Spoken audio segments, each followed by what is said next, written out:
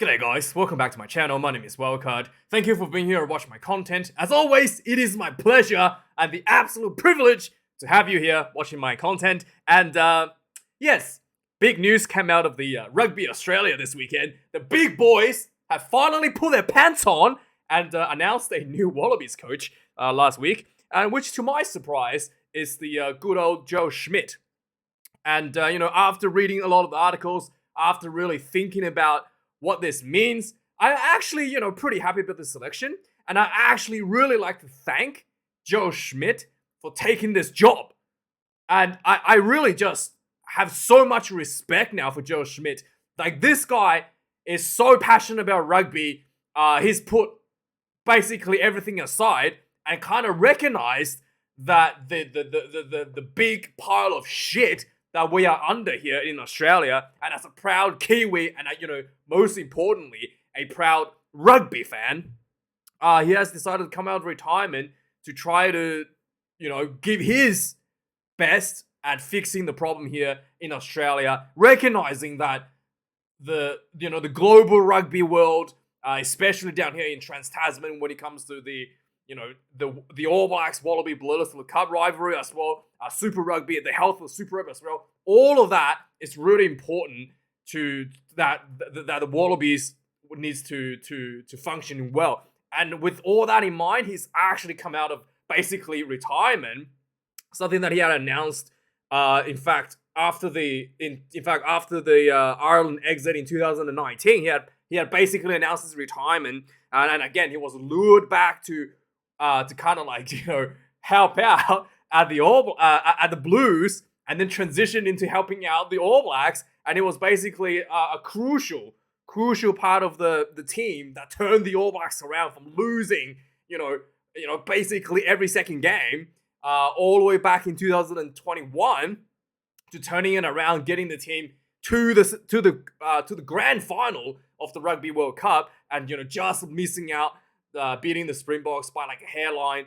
And and then that's his commitment to the sport. And I'd really like to thank that Joe Schmidt has decided to continue that commitment and bring some of that expertise into Australian rugby. And he's definitely taken this job not as an egomaniac here to stay and here to win the World Cup. He's only signed an 18-month contract, which will only take the Wallabies past the Lions tour. And with his knowledge with Ireland and a lot of the competition that he worked with in Six Nations in his past, he's just here to as a specialized coach for the Lions tour. He's not like a long-term coach to take the Wallabies to the next World Cup. Not a 5-year contract they gave to Eddie Jones, right? He's just here, and he's pretty humbled about taking the just 18-month, and he's pretty happy. And in fact, he said in his interview that he's happy to transition into somebody else after 18 months because he still considered himself like, semi-retired.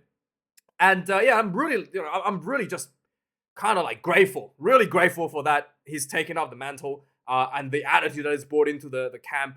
Not like egomaniac. 5-year deal for Eddie Jones, building for the future, boys. We're building to 2027, right? Let's sack everybody and build to 2027. And then, see you later. I'm going to get for more money. Thanks, Japan. Let's get more money from Japan, right? It's nothing like that. So I'm just, really,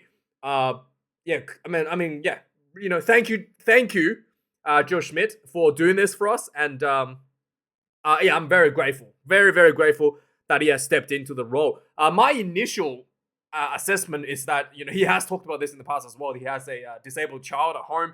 It's the reason that he's retired with Ireland, and then I thought he was helping out the All Blacks because it's already based in New Zealand. It's not really like that big of a travel plan for him. Now that he's in Australia, he has to travel across the ditch to visit his family. I really felt like it's something that I'm very grateful that he's doing this to putting his family aside once again, his child aside once again, for rugby, for the sport of rugby. And again, I just can't say enough for how much I appreciate what Joe Schmidt is going to bring in for the Wallabies.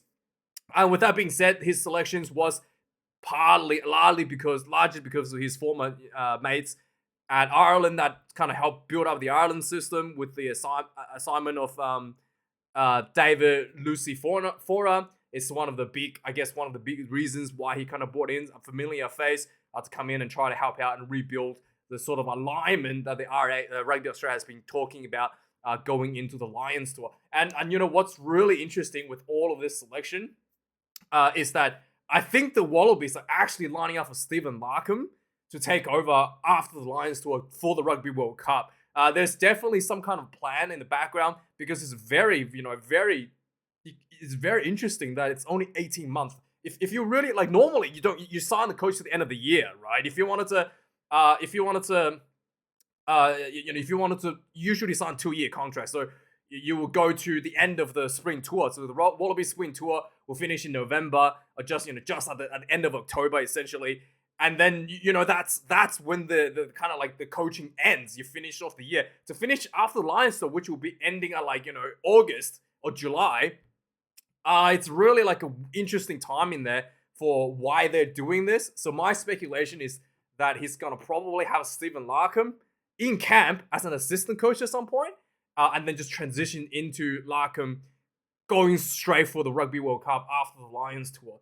In fact, he's just gonna hand out his know-how to Larkham during the Lions tour, going into the Rugby World Cup 2027, which I think it's really smart. And once again, not a 4-year, 5-year contract like they did to Eddie Jones, and I'm really grateful that Joe Schmidt has taken the job and tried to give us all the help that we need. And yeah, he's talking about why he's come out of retirement essentially, and he talked about his child, and he wants, and I think he's just recognized that the importance of the Wallabies as a whole to the world of rugby, and he wants to really see that back to a standard that is that we kind of need for rugby to remain competitive worldwide as a sport. So yeah, that being said, we have a bit of news coming out of the camp about Eddie Jones, some of the shadings of Eddie Jones as well. And it's just every day when I see news like this, I'm just disgusted as well. So Ikitau, one of my favorite players, he has risen to the top as the cream of the crop of the Wallabies under Dave Rennie. Scoring tries against South Africa, I still remember that in the second test in 2022. And 2021, where this in the second test just absolutely made it look so easy. And he has been just tremendous for the Wallabies in the outside center position. One of the few players who can play the kicking game from the 13 jersey as well. And it's just he suffered an injury essentially going into the rugby. Basically, I think everybody assumed that he was just injured and completely out of the Rugby World Cup. Apparently, he was on track to be able to play at the Rugby World Cup, and he was training. He was doing this, had a schedule, and he basically revealed in this interview that he was in a training camp with the Wallabies just before the announcement, and he thought he was going to be selected for the Rugby World Cup, and he was really he was preparing to go to the Rugby World Cup as at least a backup. No, maybe not like a starting team, at least a backup, at least ready to play at some point. And instead, he wasn't selected. He got a call from the manager instead of getting a call directly from Eddie Jones, and he just felt betrayed, right? He just basically felt betrayed, and he was just like, how can he felt like, and also the thing with the issue that he had with what Eddie Jones' selection as well is that his injury, he was ready to go, but if injury was the issue, Eddie Jones selected 4 people with injuries that wasn't able to play at all going to the Rugby World Cup, like Max Jorgensen. Who else was there? There was a few. Like Max Jorgensen, I'm pretty sure there was one of the Waratahs, what's his name? Langi Gleeson, I'm pretty sure he was injured as well. He was selected. There was a few big name players that wasn't able to play at all, was taken to the World Cup, and Len Ikitau felt like he was actually able to play at some point, wasn't taken to the World Cup at all. So he felt betrayed. He felt, like he did all this work and Eddie Jones just palmed him off and just really disrespected him. And then he thought, yeah, just the hypocrisy that Eddie Jones brought to the whole Wallabies camp as well. And then it was like there was an announcement 9:30 p.m. at night. He was waiting to get a call. Eddie Jones didn't call him. The team manager sends him a message and tells him to talk to Eddie Jones about future plans. That is not select. Like Eddie Jones didn't even have the balls to call him himself. So, someone who's been a prominent part of the number 13 jersey, he doesn't even have the balls. He doesn't even have the respect, the minimal respect for his own players to call him himself and tell them why he's not selected, right? Eddie Jones doesn't even have the basic human decency to do that, right? It's like getting fired from your job over a text message from the manager. Not even not the manager, from the assistant manager, right? If you get fired, at least, get a message from the boss, right? Especially if you're in a prominent role, right? Getting a text from your manager like, hey, you're not going, sorry.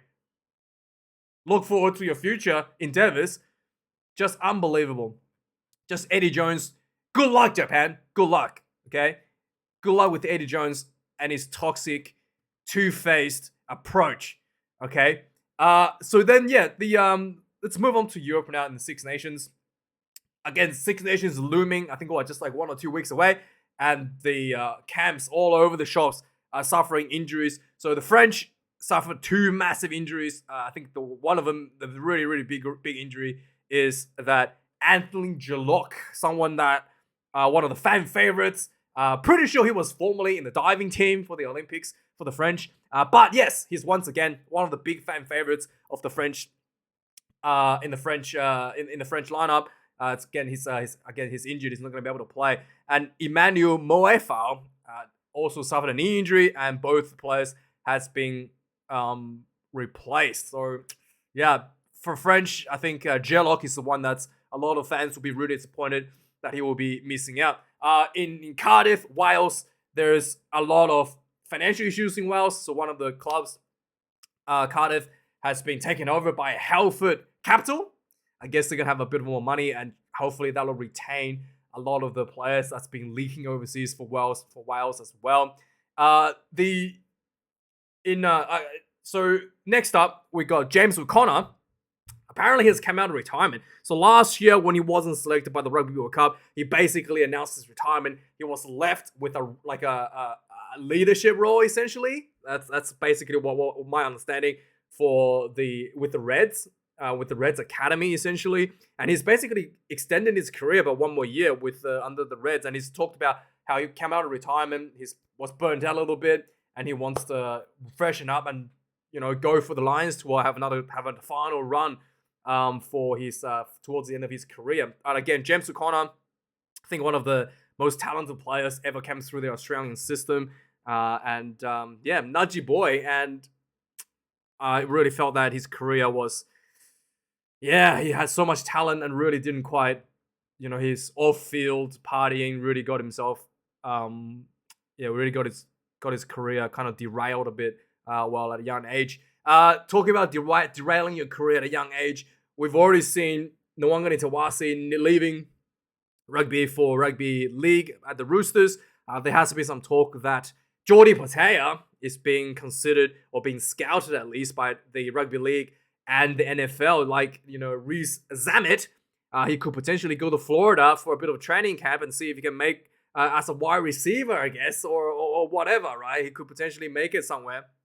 And also Japan would be interested in him as well. He's quite a talent as well, but we shall see. He hasn't really performed for me, in my opinion. I think he's really, really good for the Reds. But at the Wallabies level, he just really, he has so much talent. I think that the fact that they keep moving him around in different positions really kind of like hurt his consistency quite a bit. I felt like he's probably best at outside center. But yeah, I feel like they really kind of like misused him a bit in the Wallabies level. But yeah, hopefully he doesn't leave. There's some talks that there's some looking for him. Yes, England rugby, we'll talk about injury as well. Ollie Lawrence is the latest person to go down. So there's 3 big injuries for England. What was his name here? So Oscar Beard, Ollie Lawrence, and Luke Cowan-Dickey once again injured. Luke Cowan-Dickey has been the go-to hooker under Eddie Jones' era.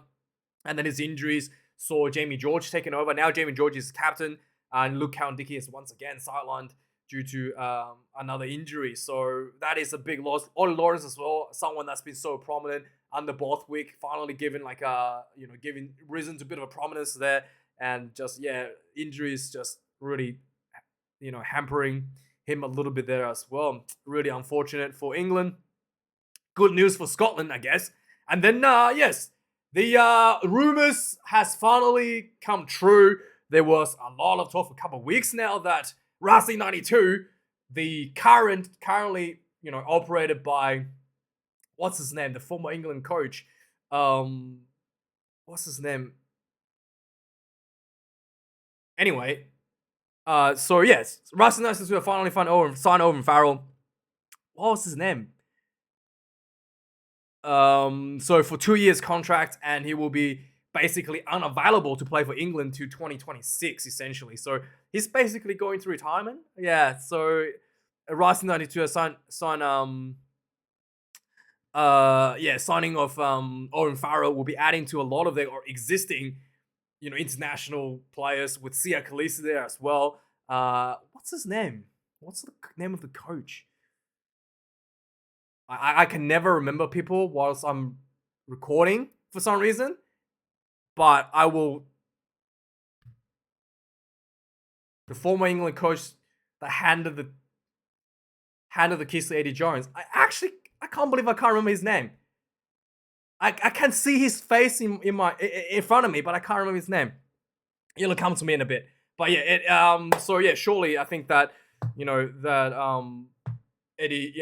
not Eddie Jones. Owen Farrell will be, really, really happy to be in France, following his hero Johnny Wilkinson's footsteps, going to France to finish off his career, I guess. But Owen Farrell is still really young, like 32. Even come back, at 34, 2026, still easily could make it to the Rugby World Cup at 35 years of age in 2027. So yeah, we shall see if he's gonna come back or not. But he has already beaten the record of Johnny Wilkinson and Lancaster. Is that his name? Lancaster, right? Is that his name? Lancaster? His former coach? Anyway, currently at Rugby 92, Stuart Lancaster. That's the one, I think. Let's just say Stuart Lancaster. Okay, obviously he's going to be working with him at Rugby 92 as well. So a bit of a reunion there for the former England head coach.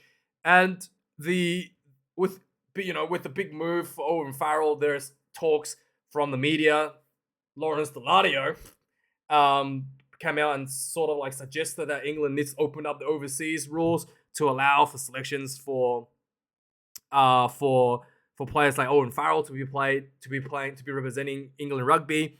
Deladio has seen a lot of financial issues in England affecting him personally, because the London Wasps was a team that he played for in the past that went under in 2023. So he's probably like a bit exaggerating that the financial landscape is going to suffer without players like Owen Farrell. I do think that England has a lot of problems coming up. I watched Harlequins play Ulster, and they that team was so young, so talented. Marcus Smith, Lionheart, and there was just and I was gonna say Esterhazen, but he plays for South Africa. But it's just there's so many young talents that's coming through the England ranks. Like Marcus Smith needs more time on the field. Like he is seriously gonna be one of the best fly halves in the world, and he just need more time for England. And having Owen Farrell taking up another 2 years of his test caps will really hurt his development. And I think it's a good move for Owen Farrell to not be taking up those opportunities for the future of England rugby. There was some talks, I think last week now, maybe 2 weeks ago, to make Six Nations what's called the Crown Jewel broadcasting list, which means that it'll be free, like guaranteed free for everybody to see. The Six Nations is currently free, or has always been free to see, to be viewed in UK. But it's not a guaranteed. It's just it's just free because the TV rights kind of like panned out that way. Whereas if it's if they put it into the law that it becomes a crown jewel list, then it'll be basically like the Olympics. It's guaranteed to be free, basically like forever. And the government has come out, and the Big Brother come in and basically said, nope, that's not going to happen. So yeah, the Six Nations still teetering on the edge, could potentially becoming a paid event, something that rugby, the rugby, Tri-Nations at one point where I think it was only viewed on Foxtel, and that was pretty horrendous. I think, I know the Wallabies games always was on TV, but it wasn't always live. I'll tell you that. It wasn't always live. And if you want to see the South African games or the New Zealand versus South African games, you basically had to pay. So yeah, that wasn't a good time. So yeah, I really felt like the government should probably protect that. Otherwise, it could potentially go bad really quickly. Injuries out of Wales now. George North is looking at potentially a shoulder injury. Another big veteran, Warren Gallen will really want to look at. So the Wallabies had a review that was done. That was basically handed in just before the announcement of the Joe Schmidt coaching role. But there's no details of what the review came out to be. Obviously, it's pretty bad, but there's no details have been reviewed. What actually was in the review. Jaco Peyper has announced a retirement. He suffered a bit of injury in the Rugby World Cup. Achilles tendon ruptured at the Rugby World Cup. He was, I think, announced for the Six Nations, but he's withdrawn and announced his immediate retirement. Jaco Peyper, I think he's the currently only South African referee at the international test level. And big shoes to fill. And I think Jaco Peyper, we're going to miss him a little bit after he leaves. So Warren Gallen talking about an Anglo-Welsh competition at the club level. I feel like that's basically Six Nations at this point, right? Like, it's they talk about how you used to track big numbers at the stadiums, but I feel like they don't play each other in the URC. They do play each other champions. They do have Champions League, right? The Champions League, so European Champions League. So that's kind of like the Anglo-Welsh competition already. But if you add another league on top, then you're going to be playing URC, Premiership, obviously it's separate league at the same time, and then you're going to play Champions League, and then you're going to play this Anglo-Welsh competition. It's just way too much rugby for the players to handle. You got to consider that as well, and also you kind of like dilutes the prestige of the Champions League a little bit, right? If you have this competition, interesting. Moving on to South Africa now. Elton Jantjies was, I think, caught with banned substance last year, but the ban has been issued officially this year, this week, or last week rather. He's been banned for 4 years, and I think that's probably the end of his career. He's already 33 years of age. He won't be unbanned till 37. So yeah, everything has turned south from Elton Jantjies after he got a bit of a action with the dietitian, Samir, or whatever name was. So after that, he kind of his career just went derailed. Cheating on his wife with the team dietitian, and then going to Japan, losing out, and also had a pretty poor performance against Wales as well. And then he's caught with clenbuterol, a fat burning and asthma meditation that also enhances users' stamina. The fat burning part sounds pretty good, doesn't it? But so he was caught with that in June last year. So he's officially banned this week for 4 years. So I think his career is pretty much done. And finally, we've got Richard Cockerill has been announced as the head coach of Georgia. Yeah, not Eddie Jones. There was some rumors that Eddie Jones wasn't taking over. Oh, he's interested. Yeah, definitely interested. Yeah, not going to Japan. No interviews. Nah, straight to Japan for the money. And Richard Cockerill has been announced as officially the new coach for Georgia. So yeah, and that's the news for last week, guys. Thanks for watching. Like, comment, subscribe, and I'll be doing some videos going to Six Nations, I hope. Oh my god, that's a massive cockroach on my wall. I gotta deal with that. Cockroach, and thank you for watching. Thanks to anyone who subscribes, donate some money, whatever you do here, I do greatly appreciate it. And have a good week. I'll see you guys next time. Cheers.